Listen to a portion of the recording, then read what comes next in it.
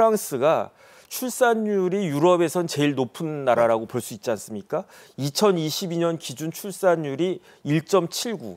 그런데 우리나라는 그 출산율이 1.79에서 1을 뺀 0.78밖에 안 된단 말이죠. 네. 그런데 이렇게 우리나라 출산율이 아주 낮으니까 다른 나라, 그다음에 해외에서도 우리나라의 출산율과 인구 감소를 굉장히 주목해서 보고 있다. 네. 그렇게 그 이야기가 들리고 있는데 네. 특히 뭐 뉴욕 타임즈 같은 전 세계 외신들이 연일 이렇게 기사를 쏟아내고 있다라고 하는데 네. 어떤 내용입니까? 정말 세계 주요 석학들이나 세계 주요 외신들이 한국 경제에 대해서 특히 이제 인구라는 관점에서 지적을 해온 것은 뭐 최근의 일은 아닙니다. 2000년대 초반부터 영국에 있는 학자들부터 시작해서 한국이 세계에서 가장 먼저 사라지는 나라가 될 것이다라고 지적을 해왔었습니다. 네네. 그리고 최근 들어서 2022년 들어서 미국의 정말 유명한 석학이죠. 조앤 윌리엄스. 합계 출산율이 0.78명에 불과하고 대한민국 완전히 망했다라고 탄식을 자아낸 적이 있었습니다. 근데 이후로도 계속 외신들이 한국 경제에 대해서 좀 걱정을 했는데 말씀하신 대로 뉴욕타임스에서 어떤 보도가 있었냐면 출산율이 매년 낮아지고 있고 1인 가구는 급증하고 있으니 지금 나타나는 현상이 뭐냐면 1인 가구가, 그러니까 출산율이 낮아짐에 따라서 나타나는 현상, 1인 가구가 늘어나죠. 그러니까 지금 1인 가구가 외로워하니까 네네. 외로움을 달래기 위해서 애완견, 네. 반려견에 의존하고 있다.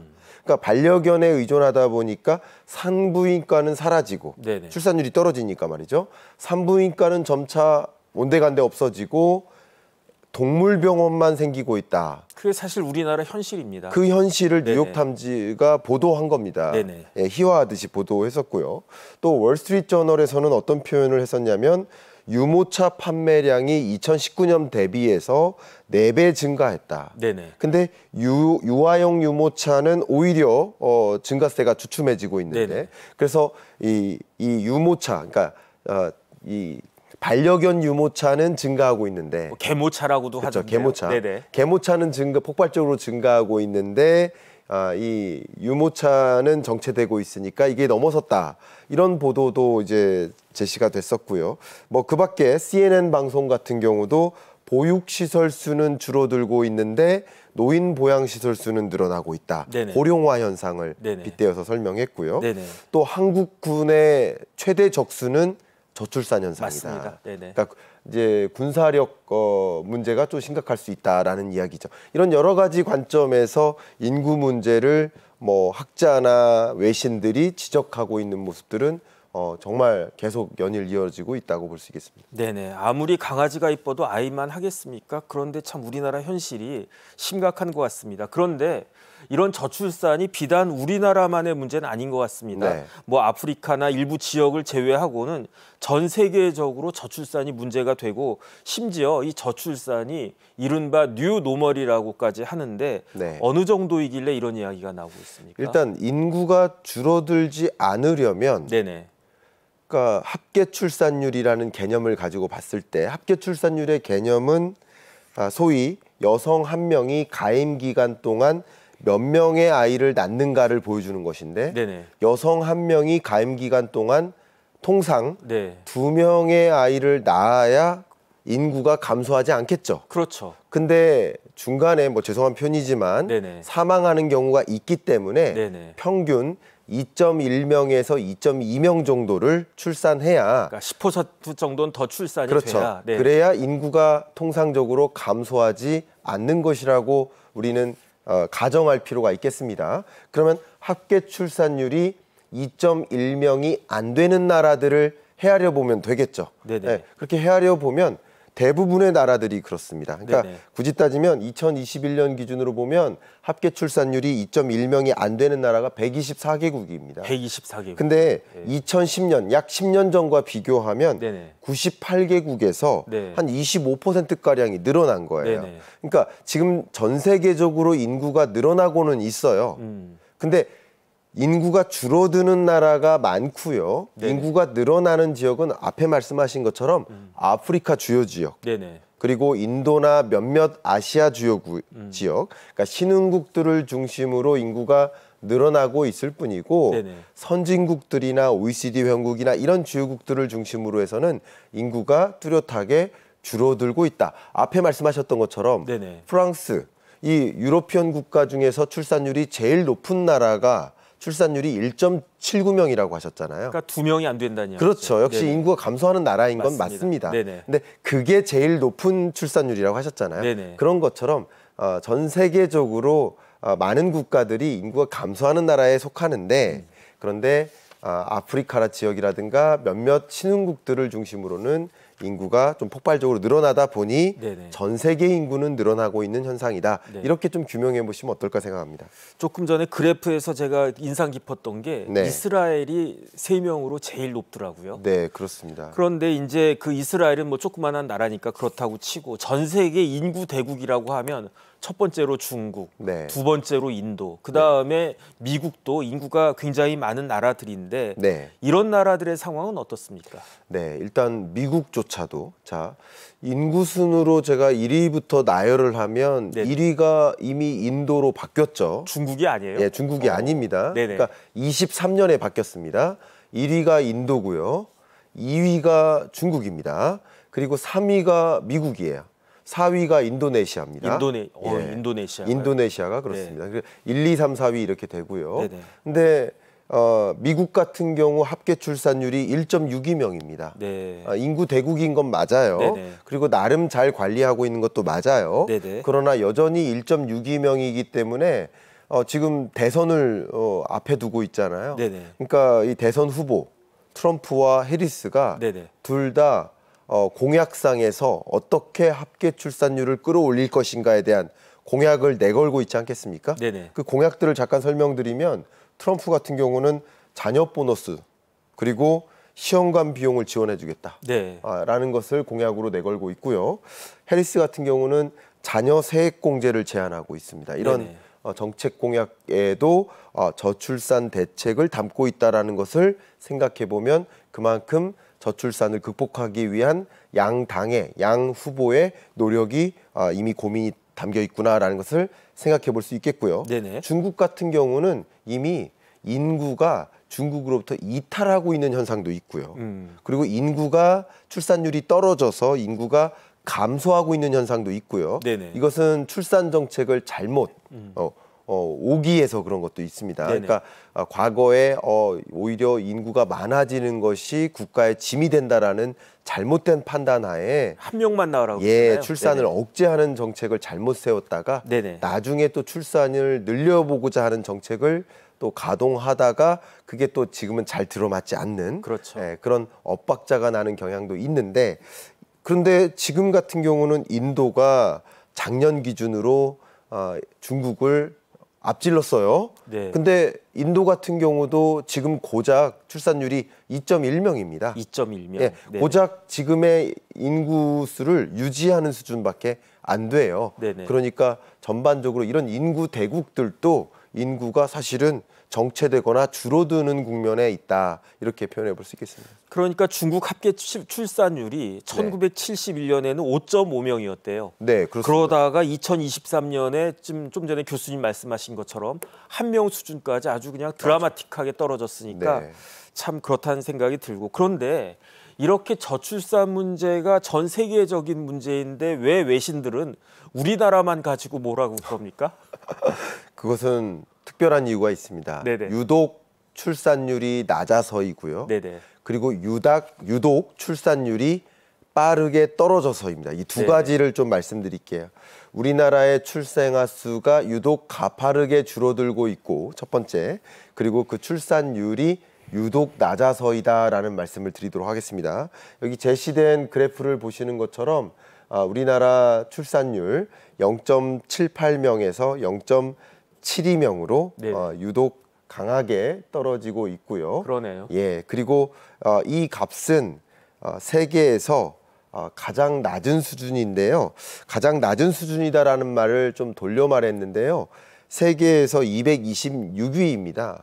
근데 227위 7개 국가에서 네네. 226위라고 했는데 그러니까 뒤에서 2등이란 이야기예요. 예, 그러면 네네. 227위 국가는 누구냐? 꼴찌는 어디입니까? 꼴찌가 홍콩이에요. 홍콩은 근데- 나라라고 볼 수도 없잖아요. 근데 홍콩은 네네.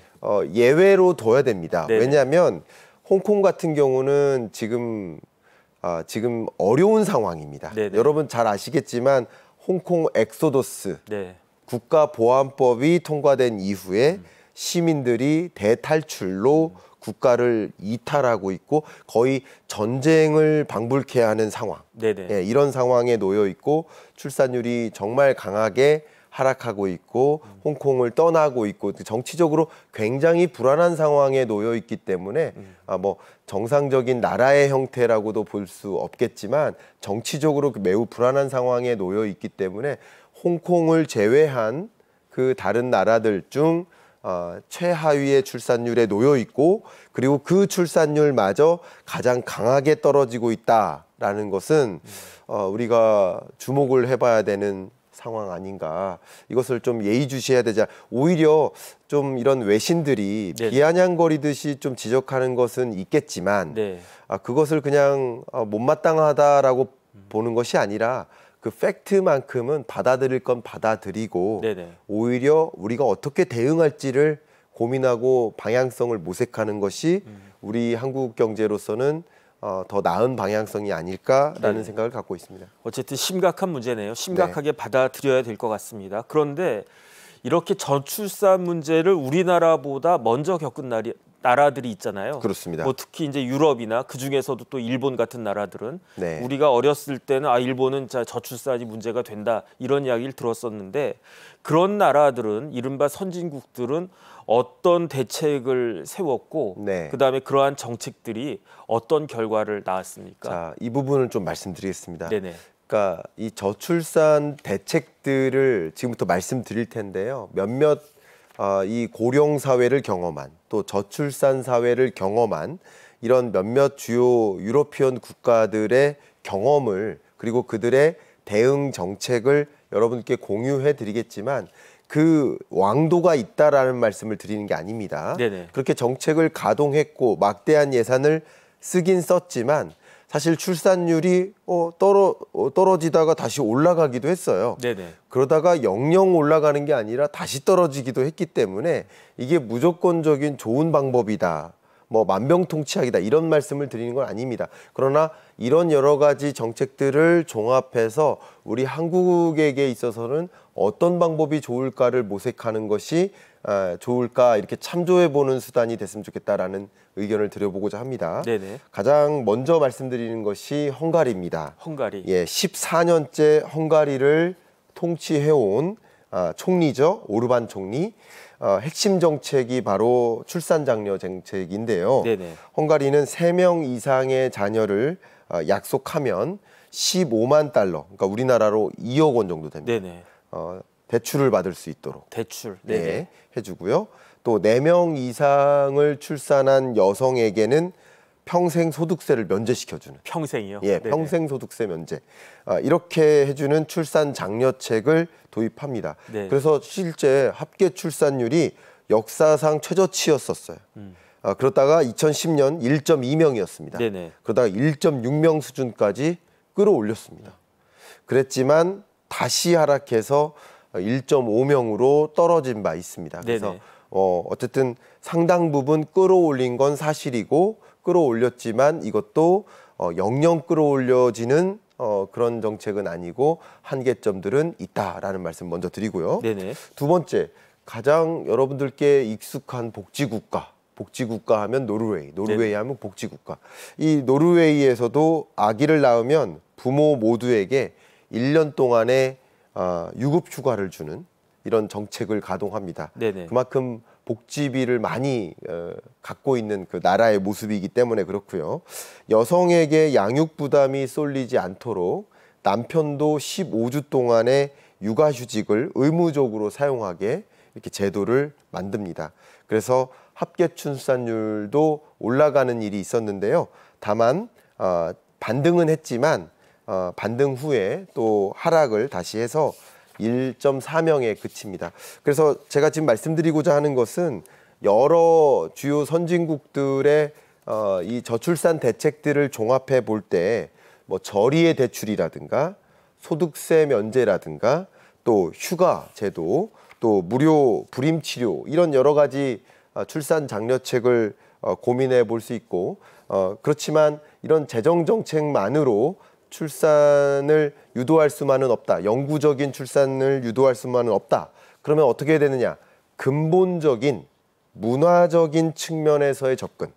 그러니까 출산율 저하의 원인이 결국은 문화적으로 출산을 장려할 수 있도록 하는 그런 문화의 저변의 어떤 개선. 네네. 그런 부분에 대한 고민도 함께 맞물려야 되지 않을까 하는 부분을 좀 강조하고 싶습니다. 그런데 이 가운데 최근에 우리나라에서 반가운 소식이 들려왔는데 네. 출산율이 지난 4월에 출생아 수가 전년 대비 2.8%가 증가했다고 그래요. 네. 뭐 2.8%가 뭐 큰 차이인가 그런 생각이 들긴 하는데 네. 그런데 이 내용을 보니까 2022년 이후 19개월 만에 증가세로 이제 돌아섰다. 하락세가. 네네. 이런 반등이 어떻게 해서 가능했다고 보십니까?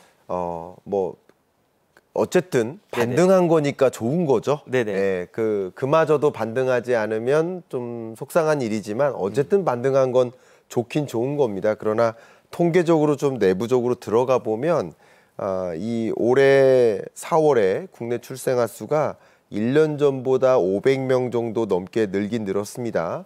그리고 증가율 면에서도 2015년 11월 출생아 수가 1년 전에 견줘봤을 때 3.4% 증가한 이 8년 만에 최대 증가폭이라고 볼 수 있겠습니다. 근데 이렇게 깜짝 반등하게 된 것은 말 그대로 깜짝 반등한 것이라고 풀이될 수가 있겠는데요. 네네. 왜냐하면 이 혼인 효과 때문이다. 이렇게 말씀드릴게요. 왜냐하면 네. 생각해 보세요. 2020년 코로나19 팬데믹이 닥쳤고요. 네. 그리고 2020년부터 2021년, 22년까지는 코로나19 대봉쇄 조치로 이 집합 금지로 네. 인해서 결혼이 계속 지연됐었어요. 결혼식이 잘 안 이루어졌었죠. 그렇죠. 그러면 이제 결혼 이후 대략 1년 반에서 2년 후에 이 출생이 나타난다라는 이 선후행 관계를 생각해 보면 통계적으로 결혼 건수와 그리고 이 출생 건수가 1년 반에서 2년 정도 후에 격차를 두고 나타난다라고 생각을 해 보신다면 지금의 이 출생아 건수가 늘어나는 현상은 결혼 효과인 것이다. 결혼 효과. 네, 그렇게 의견을 드리겠습니다. 그런데 올해 4월도 결혼 건수가 작년보다 한 25%가량 늘어났다라고 하니까 네. 그럼 그 효과가 뭐 내년에도 있을 수 있겠다 그 생각은 드는데 네. 그런데 최근에 정부가 인구 국가 비상 상태를 선포하고 대응에 나서기로 했는데 어느 정도 효과가 있을까요? 네, 이 부분은 저는 개인적으로 고무적이라고 생각합니다. 네네. 어쨌든 결혼을 해야 되고요. 네네. 그리고 결혼을 하고 나서 출산에 대한 의지를 가져야 되겠죠. 그래서 결혼을 장려하기 위한 각종 경제적인 부담 문제를 해소하고 그리고 결혼한 부부가 또 역시 여러 가지 경제적인 부담을 안지 않고 출산에 대한 의지로 연결될 수 있도록 하는 유도책 이런 것들을 더 적극적으로 마련할 필요가 있지 않을까 생각합니다. 네, 알겠습니다. 지금까지 도움 말씀에 김광석 한양대학교 국제학대학원 겸임 교수였습니다. 감사합니다. 감사합니다.